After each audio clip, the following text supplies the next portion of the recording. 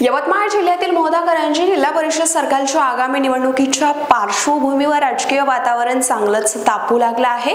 या सर्कलमध्ये भारतीय जनता पक्षाकडून एका अत्यंत प्रभावी, कार्यतत्पर आणि सर्वसामान्य जनतेत मिसळून काम करणाऱ्या महिला नेतृत्वाचं नाव जोरदारपणे चर्चेत आले आहे।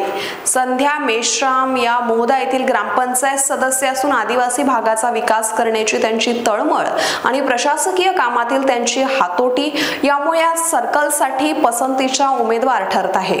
महिला सबलीकरण आणि गाव विकासाच्या कार्याचा मजबूत पाया त्यांनी आपल्या कामातून रचला असून त्यांच्या उमेदवारीसाठी गावकरी आणि कार्यकर्त्यांकडून पक्षाकडे आता जोरदार मागणी सुद्धा केली जात आहे।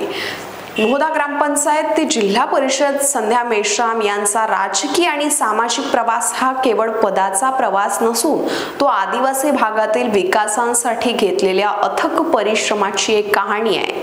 त्या सध्या मोहदा ग्रामपंचायत सदस्य म्हणून कार्यरत आहे।